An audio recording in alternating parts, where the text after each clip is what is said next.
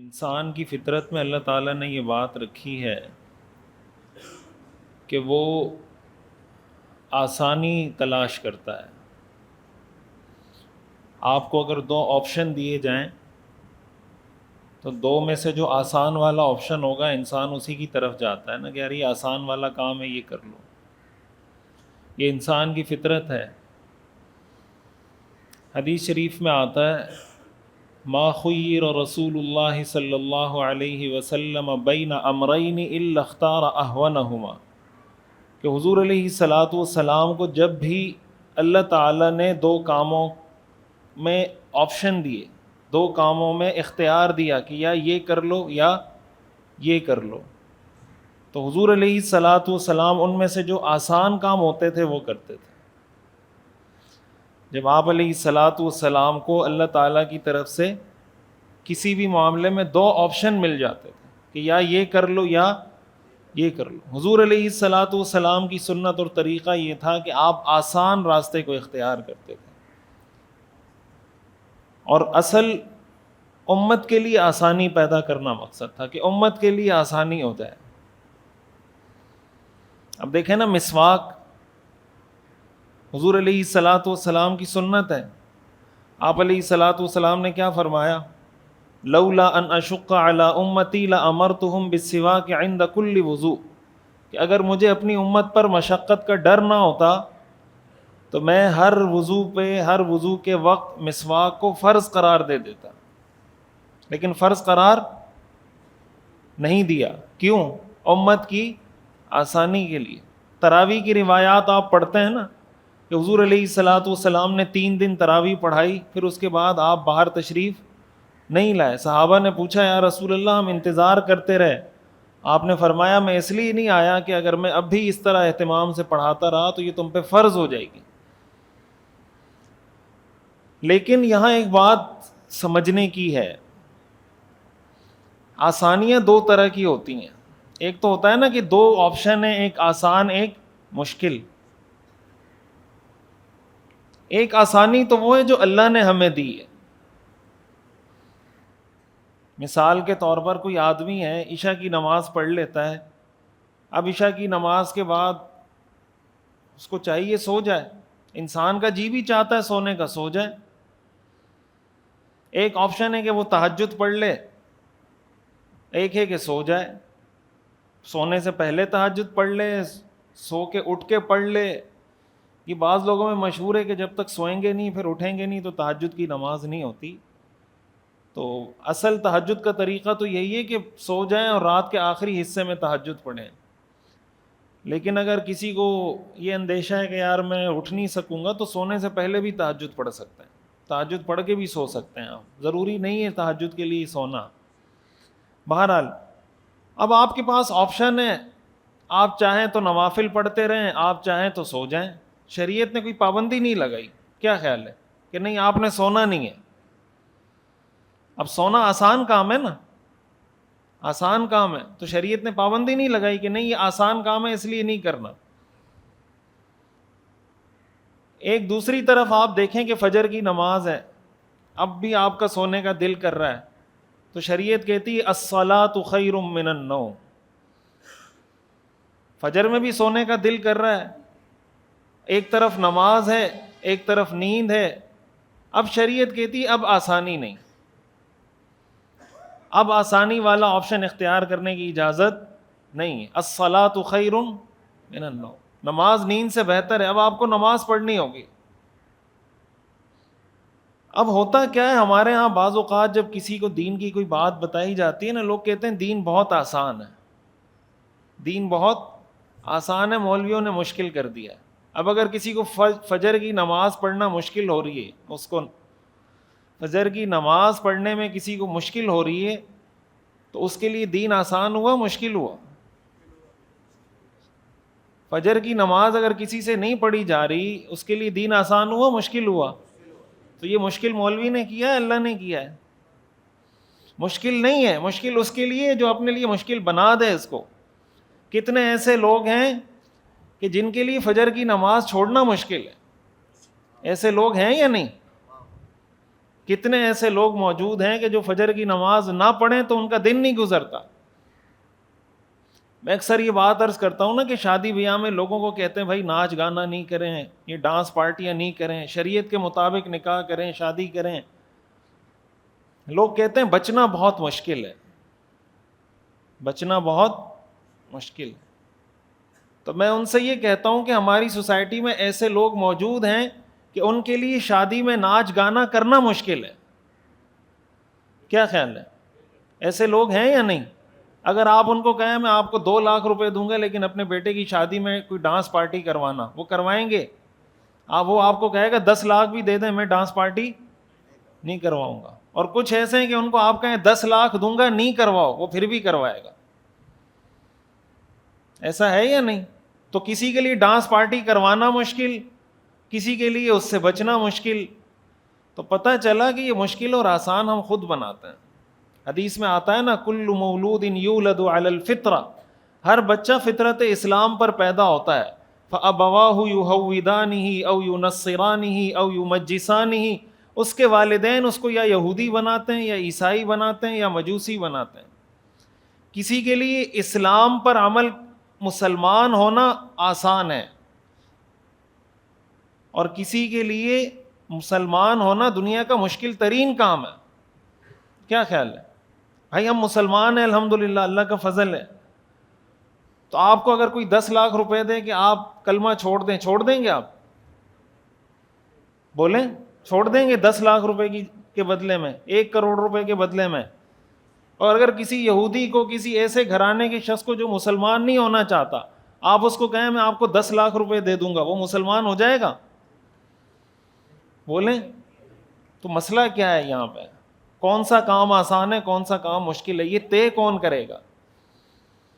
یہ بات سمجھ میں آ رہی ہے؟ یہ جو میں تمہید باندھ رہا ہوں یہ سوال سمجھانا چاہ رہا ہوں کہ ہم کس چیز کو کہیں گے کہ یہ آسان ہے, کس چیز کو کہیں گے یہ مشکل ہے, کون سا کام کرنا ہے, کون سا کام نہیں کرنا. یہ ہمارے نفس کی خواہش کے مطابق نہیں ہوگا کہ یار دین مشکل کر دیا انہوں نے, اب فجر کی نماز بھی پڑھنی پڑے گی, ظہر بھی پڑھنی پڑے گی, 30 روزے بھی رکھنے پڑیں گے, زکوٰۃ بھی دینی پڑے گی, صدقہ فطر بھی دینی ہوگی. یہ مشکل سے مشکل ہوتا جا رہا ہے. تو جہاں شریعت نے اصول یہ یاد رکھیں, اصول کیا ہے ہمارے پاس بحیثیت مسلمان ہونے کے, کہ جب شریعت نے کسی چیز کا حکم دے دیا ہم نے وہ کام کرنا ہے. وہ ہمیں مشکل لگے تب بھی کرنا ہے, وہ ہمیں آسان لگے تب بھی کرنا ہے. جب آپ وہ کام کرنے لگ جائیں گے ایک وقت آئے گا کہ پھر آپ کے لیے اس کام کا چھوڑنا مشکل ہو جائے گا, اور آپ کو پتہ چل جائے گا کہ یہ کام مشکل تھا نہیں, یہ کام مشکل تھا نہیں, میں نے اس کو مشکل سمجھ لیا تھا. وجہ کیا ہے؟ قرآن کریم میں آتا ہے لا یکلف اللہ نفسا الا وسعها, اللہ کسی بھی انسان کو کسی ایسے کام کا حکم نہیں دیتا جو اس کے بس میں نہ ہو. کیا اسلام نے ہمیں ایسا کوئی حکم دیا ہے جو ہمارے بس میں نہ ہو؟ اب ہوتا کیا ہے, آج کی جو ہماری نوجوان نسل ہے جو جین زی کہلاتی ہے نا, 97 سے لے کر 2012 تک جو لوگ پیدا ہوئے ہیں نا, ان کو جین زی کہا جاتا ہے. جو آج 20 سال 25 سال کے جو لوگ ہیں, آج کے نوجوان کا بہت بڑا مسئلہ ڈپریشن, ٹینشن, اینزائٹی, سٹریس, یہ آج کے نوجوان کے مسائل ہیں. بھائی 20-25 سال کے نوجوان کو مسئلہ کیا ہے کہ اس کو اینزائٹی ہو رہی ہے, اس کو سٹریس ہو رہا ہے, ٹینشن ہو رہی ہے, کس چیز کی وجہ سے؟ مسئلہ کیا ہے اور اس کا حل کیا ہے؟ دیکھیں انسان جب اپنی خواہشات پوری کرنے لگ جائے نا, آج ہم نے روزہ رکھا ہوا ہے تو جی تو چاہتا ہے نا کہ نہ رکھیں, کھانا کھائیں, پانی پئیں, انجوائے کریں, نفس تو یہی کہتا ہے نا. اب کتنے لوگ ہیں جن کے لیے روزہ رکھنا مشکل ہے, کتنے لوگ ہیں جن کے لیے چھوڑنا مشکل ہے. ایسی ویڈیوز بنی ہوئی ہے نا مختلف ملکوں کی, کوئی شخص جاتا ہے کہتا ہے میں آپ کو آئی فون دوں گا, کیا کرنا ہے بھائی؟ 1 گھونٹ پانی پی لو. دیکھی ہوں گی آپ نے ویڈیوز. وہ کہتا ہے نہیں ہم آئی فون نہیں چاہیے ہمیں. لوگ گردے بیچنے کے لیے تیار ہو جاتے ہیں آئی فون مل رہا ہوتا. اس کی بھی ویڈیوز بنی ہوئی ہیں. لیکن روزہ چھوڑنے کے لیے تیار نہیں ہوتا. یہ ہم نے مشکل بنایا ہوا ہے, یہ ہم نے دین کو اپنے لیے مشکل بنایا ہوا ہے. فجر کی نماز کے لیے بچے کو جگاتے ہوئے آپ کو ترس آتا ہے. کسی کو کہنا یار فجر کی نماز میں آپ کا بچہ ہے 8 سال 9 سال 10 سال اس کی عمر ہے, فجر کی نماز میں لایا کریں, اس کو جگایا کریں. والدین کہتے ہیں رات کو اتنا تھکا ہوا تھا اور صبح ایسے بالکل پڑا ہوا تھا, ترس آ رہا تھا کہ یار اب اس کی نیند خراب ہوگی. یہ ترس آپ کو جب اسکول کے لیے اٹھاتے ہیں اس وقت کیوں نہیں آتا؟ کیا خیال ہے؟ اس وقت تو آپ ظالم بن جاتے ہیں اگر یہ ظلم ہے, تو اس وقت تو آپ متشدد بن جاتے ہیں. وہ کہتا ہے میری نیند پوری نہیں ہوئی, آپ کہتے ہیں تجھے جانا پڑے گا, تیرے ابا کو بھی جانا پڑے گا. تو آپ کو ترس کیوں نہیں آتا جب اسکول کے لیے جگاتے ہیں بچے کو, اور نماز کے لیے جگاتے ہوئے ترس کیوں آتا ہے؟ یہ بات سمجھ میں آ رہی ہے؟ نماز کے لیے جگا رہے ہیں تو بچے پہ ترس آ رہا ہے, اماں کو بھی ترس آ رہا ہے, ابا کو بھی ترس آ رہا ہے. اگر اماں کو نہیں آ رہا ہوتا تو ابا کو آ جاتا ہے, ابا کو نہیں آ رہا ہوتا تو اماں کو آ جاتا ہے, وہ کبھی کبھی دونوں کو آ جاتا ہے. نتیجہ یہ ہوتا ہے کہ بچہ نماز کی عادت نہیں پڑتی اس کو. اب اس کا مطلب یہ ہوا کہ اسکول کے لیے جانا, اس کے لیے نیند قربان کرنا آسان ہوا. فجر کی نماز کے لیے اللہ تعالیٰ کہہ رہے ہیں الصلاۃ خیر من النوم, اس کے لیے نیند قربان کرنا مشکل ہو گیا. تو اٹ سیلف یہ مشکل نہیں ہے. اگر مشکل ہوتا تو اسکول کے لیے بھی مشکل ہوتا, لیکن اسکول کے لیے مشکل نہیں ہے تو نماز کے لیے بھی مشکل نہیں ہے. مشکل آپ نے بنائی ہے, ہم نے بنائی ہے. قرآن کریم میں آتا ہے افرأیت من اتخذ الہہ ہواہ, کیا تم نے اس شخص کو دیکھا ہے جس نے اپنی خواہشات کو اپنا خدا بنا لیا, اپنا معبود بنا لیا. ہم کہتے ہیں نا لا الہ الا اللہ, الہ کہتے ہیں معبود کو, لا الہ کوئی معبود نہیں سوائے اللہ کے. اللہ تعالیٰ فرماتے ہیں دنیا میں کچھ لوگ ایسے ہیں جن کا الہ ان کی خواہشات ہیں, ان کا الہ ان کی خواہشات ہیں. ان کو کام مشکل اس لیے لگ رہا ہوتا ہے کہ ان کا نفس ان کو کرنے نہیں دے رہا ہوتا, ان کا نفس ان کو کرنے نہیں دے رہا ہوتا. بالکل اسی طرح جیسے کوئی غیر مسلمان نہیں ہو رہا ہوتا, اسلام قبول نہیں کر رہا ہوتا. کیوں؟ اس لیے کہ اس کا نفس اس کو اجازت نہیں دے رہا ہوتا. اسی طرح کوئی آدمی فجر کی نماز نہیں پڑھ رہا ہوتا. کیوں؟ اس لیے کہ اس کا نفس اس کو اجازت نہیں دے رہا ہوتا. وہ جھوٹ سے نہیں بچ رہا ہوتا, کرپشن سے, رشوت سے, سود سے, حرام خوری سے, بہنوں کا میراث میں حق کھانے سے نہیں بچ رہا ہوتا. کیوں؟ اس لیے کہ اس کا نفس اس کو کہتا ہے کہ یہ بھی جمع کرو, یہ بھی جمع کرو, یہ بھی جمع کرو. اور مزے کی بات یہ ہے کہ سکون اللہ تعالیٰ نے رکھا ہے اس بات میں کہ آپ نفس کے خلاف چلیں. آج دنیا سکون تلاش کر رہی ہے نا, میں نے بات کی نا انزائٹی, اسٹریس, ڈپریشن. سکون کس چیز میں ہے؟ جب آپ نفس کے خلاف چلیں گے. میں آپ کو مثال دیتا ہوں. ایک آدمی ہے جو اپنے کھانے پینے کا بڑا خیال رکھتا ہے, کھانے پینے کا پورا اس نے ڈائٹ پلان کیا ہوا ہے کہ بھائی میں نے اتنی کیلوریز لینی ہے, اتنا میں نے دن میں واک کرنی ہے, اتنا میں نے فیٹ برن کرنا ہے, اتنا جناب یہ میں نے ورزش کرنی ہے تاکہ میرا ویٹ اتنا رہے. اب اس کے سامنے آپ گلاب جامن لے کر آئیں, ڈبہ 1 کلو کا, رسگلے لے کر آئیں, آپ کا کیا خیال ہے وہ ساری مٹھائی کھا جائے گا؟ بولیں. روزے میں مٹھائی کھانے کی باتیں تو اچھی لگتی ہیں نا, کھا نہیں سکتے, باتیں تو کر سکتے ہیں, باتیں کرنے میں تو پابندی نہیں ہے. وہ بعض اوقات جب لوگ میتھ پڑھاتے ہیں نا, ریاضی, تو وہ مثالیں بہت بڑی بڑی بنا رہے ہوتے ہیں کہ فلاں آدمی کے پاس 10 کروڑ روپے تھے, اس کے پاس 1 ارب روپے تھے, تو 10 کروڑ کے ساتھ آپ 1 ارب روپے جمع کرو تو کتنے ہو جائیں گے؟ تو یہ جمع تو 2 جمع 2 سے بھی ہو سکتا ہے. کیا خیال ہے؟ 2 اور 2 کو جمع کرو تو کتنے ہو جائیں گے؟ یا 100 اور 10 کو جمع کرو تو 110 ہو جائیں گے. لیکن وہ مثالیں کروڑوں اور اربوں کی دیتے ہیں. تو اب ایسے آدمی کے سامنے آپ مٹھائی لا کے رکھیں, وہ تھوڑی سی لے گا, باقی چھوڑ دے گا. ایسا ہی ہے نا. دوسرا آدمی وہ ہے جو کوئی ڈائٹ نہیں ہے, کوئی ٹینشن نہیں ہے, بھائی جو بھی آ رہا ہے کھاتے جاؤ. اب آپ مجھے بتائیں جو آدمی ڈائٹ کر رہا ہوتا ہے کیا اس کا دل نہیں کرتا کہ مٹھائی کھائے؟ کرتا ہے نہیں کرتا؟ اس کے لیے مٹھائی کھانا آسان ہے یا مٹھائی چھوڑنا آسان ہے؟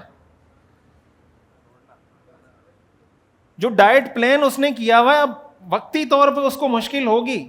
شوگر کا پیشنٹ ہے مثال کے طور پر, اس کو ڈاکٹر نے منع کیا ہوا چینی والی چائے نہیں پینی. اب اس کا دل کر رہا ہے کہ چینی والی چائے پیوں, اس کا دل کر رہا ہے کہ میں گلاب جامن کھاؤں, برفی کھاؤں, لیکن نہیں کھا رہا. ایک وہ شوگر کا پیشنٹ ہے جو پرہیز کر رہا ہے, ایک وہ شوگر کا پیشنٹ ہے جو کوئی پرہیز نہیں کر رہا. And of the day tension میں کون ہوگا؟ جو پرہیز کر رہا ہے وہ یا جو نہیں کر رہا وہ؟ تو نفس کی خواہش پہ کس نے عمل کیا؟ جو کھا رہا تھا نا. سکون کس کو ملا؟ جو نہیں کھا رہا تھا. کیا خیال ہے؟ آج بہت سے لوگوں نے روزہ نہیں رکھا ہوگا, دنیا میں ایسے لوگ ہوں گے جنہوں نے روزہ نہیں رکھا ہوگا, وہ مٹھائیاں کھا رہے ہوں گے, ہم نہیں کھا رہے. اینڈ آف دا ڈے فائدہ کس کو ہوگا؟ جنہوں نے روزہ رکھا ہے انہی کو فائدہ ہوگا. اسی لیے قرآن کریم میں آتا ہے والعاقبۃ للمتقین, کہ آخر کار کامیابی اور انجام بہتر وہ متقین کا ہے. جتنا آپ خواہشات کے پیچھے چلنا شروع کریں گے اتنا آپ کی زندگی سے سکون اٹھتا چلا جائے گا. دنیا میں وہ لوگ کامیاب ہوتے ہیں جو اپنے آپ کو مشکل کام کرنے کا عادی بناتے ہیں, اور اتنا عادی بناتے ہیں کہ پھر وہ مشکل نہیں رہتی. کہتے ہیں نا کام کرنے کے دو طریقے ہوتے ہیں. ایک ہوتا ہے کہ آپ کام کریں اور اس کو اہمیت دیں اور اپنے اوپر سوار کر لیں. یہ پہلا موقع ہوتا ہے, پہلا مرحلہ ہوتا ہے. یار یہ کام میں نے ہر حال میں کرنا ہے, دل نہیں کر رہا پھر بھی کر رہے ہیں, پریشانی ہو رہی ہے پھر بھی کر رہے ہیں, حالات ٹھیک نہیں ہیں پھر بھی کر رہے ہیں. جب انسان اس کی پریکٹس کرنا شروع کرتا ہے, ایک وقت ایسا آتا ہے کہ پھر کام اس پہ سوار نہیں ہوتا, وہ کام پہ سوار ہو جاتا ہے. وہ کام پہ کیا ہو جاتا ہے؟ جو کھلاڑی ہوتے ہیں نا, کرکٹر ہیں یا فٹ بالر ہیں, ان سے اگر آپ کہیں نا کہ آپ ورزش چھوڑ دیں, کبھی نہیں چھوڑتے. ان کو آپ یہاں سے لے کے جائیں دبئی, امریکہ, یہ امریکہ پہنچنے کے بعد سب سے پہلے آپ سے پوچھیں گے جم کہاں پر ہے. پہلا سوال ان کا کیا ہوگا؟ جم کہاں پر ہے. تو جتنا اپنی خواہشات پہ عمل کرتے جائیں گے سکون زندگی سے. اب مثال کے طور پر ایک آدمی ہے, شریعت نے حکم دیا ہے کہ حلال کھاؤ حرام سے بچو. اب ایک آدمی ہے جو حلال کما رہا ہے, حلال کھا رہا ہے, دوسرا آدمی ہے جس نے بہن کی میراث میں اس کا حق دبایا ہوا ہے. تو دل تو یہی چاہتا ہے کہ یہ بھی دبا لو, وہ بھی دبا لو, اس مال پہ بھی قبضہ کر لو, اس پہ بھی قبضہ کر لو. آپ مجھے بتائیں سکون کس کی زندگی میں ہوگا؟ جس نے بہن کی جائیداد پہ قبضہ کیا ہوگا یا جو حلال کھا رہا ہوگا؟ وقتی طور پہ ہو سکتا ہے اس طرح کا مزہ آ جائے جیسے گلاب جامن کھانے میں مزہ آتا ہے, ہو سکتا ہے وقتی طور پہ ایسے مزہ آ جائے, لیکن اینڈ آف دا ڈے اس کو سکون نہیں مل سکتا.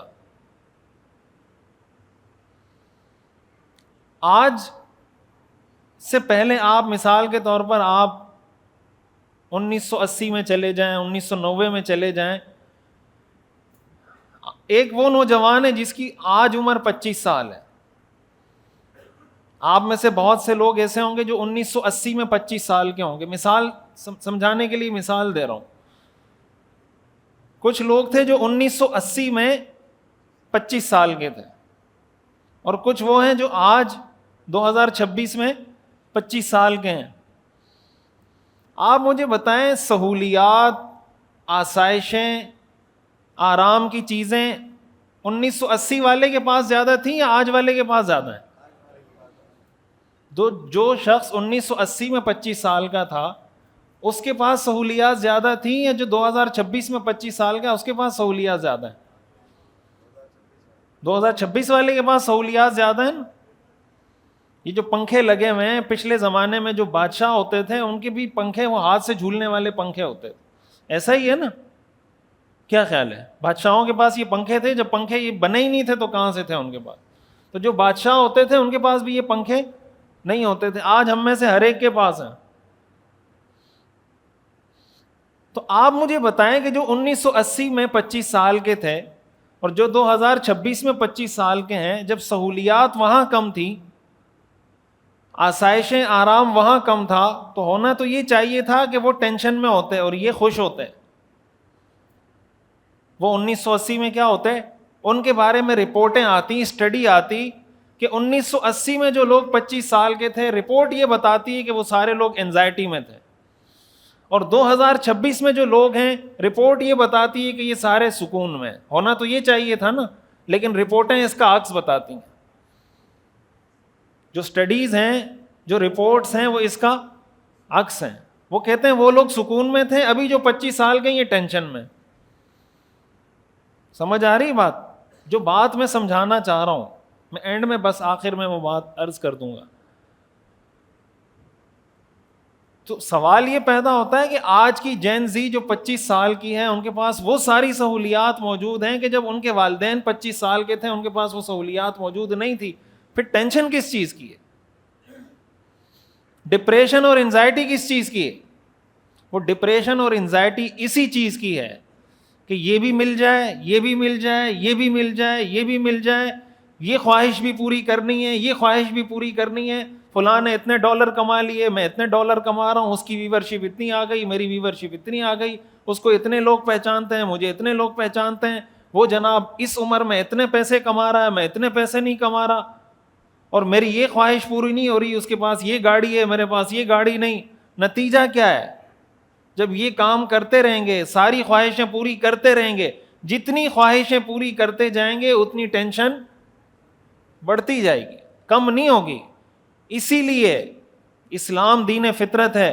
رسول اللہ صلی اللہ علیہ وسلم نے ارشاد فرمایا، انظروا الی من هو اسفل منکم ولا تنظروا الی من هو فوقکم وذلک اجدر الا تزدروا نعمت اللہ علیکم، کہ دنیا کے معاملے میں اپنے سے نیچے کے لوگوں کو دیکھو، اپنے سے اوپر کے لوگوں کو مت دیکھو، اس کا فائدہ یہ ہوگا کہ اللہ کی نعمت کی ناشکری نہیں کرو گے۔ جو آدمی ناشکری کرتا ہے، آخرت میں تو جو نقصان ہونا ہے ہوگا۔ سائنس، جدید سائنس اور ریسرچ یہ بتاتی ہے کہ وہ آدمی انزائٹی میں جاتا ہے۔ کون؟ جو ناشکری کرتا ہے۔ جو ناشکری کرتا ہے، زیادہ پیسے کمانا منع نہیں ہے اگر حلال طریقے سے ہوں، ناشکری منع ہے۔ اگر ناشکری کرے گا، آخرت کی تباہی، نقصان تو بعد میں۔ یہ جو قرآن میں آتا ہے لَإِن شَكَرْتُمْ لَأَزِيدَنَّكُمْ وَلَإِن كَفَرْتُمْ إِنَّ عَذَابِي لَشَدِيدٌ، اگر شکر کرو گے تو بڑھا دوں گا، اور کفر ناشکری کرو گے تو میرا عذاب بہت سخت ہے۔ وہ سخت اس طرح ہے کہ وہ دنیا کا بھی عذاب ہے، آخرت کا بھی عذاب ہے۔ جو حسد کرنے والا شخص ہوتا ہے نا، آپ کبھی کسی ڈاکٹر سے پوچھیں جو میڈیکل کی فیلڈ کے لوگ ہیں، کہ حسد کرنے سے جب انسان کسی سے جیلس ہوتا ہے، اس سے اس کی صحت کو کتنا نقصان ہوتا ہے۔ بھائی کسی کے پاس گاڑی ہے، آپ اس ٹینشن میں، اس کو پتہ ہی نہیں ہے، آپ اس ٹینشن میں کہ یار اس کے پاس یہ گاڑی ہے، کسی طرح یہ گاڑی چھن جائے اس سے۔ سمجھ آ رہی ہے بات؟ اس کو پتہ ہی نہیں ہے، اور آپ ٹینشن میں گھلے جا رہے ہیں، تو آپ کی صحت خراب ہوگی، اچھی ہوگی؟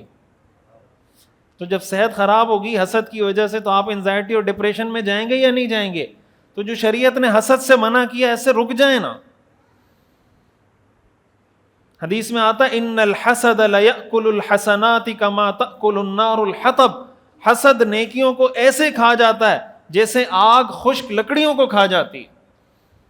یہ جو اللہ نے بغض سے منع کیا، حسد سے منع کیا، نفرت سے منع کیا، صلہ رحمی کی ترغیب دی کہ جو دشمنی کرے اس کے ساتھ بھی اچھا کرو، جو رشتہ دار اچھا نہ کرے اس کے ساتھ بھی احسان کرو، جب آپ یہ کام کریں گے آپ کی ٹینشنیں خود بخود ختم ہوتی چلی جائیں گی، اور جتنا یہ بغض، حسد، کینہ دلوں میں پالتے چلے جائیں گے اتنا ٹینشن، ڈپریشن بڑھتا چلا جائے گا۔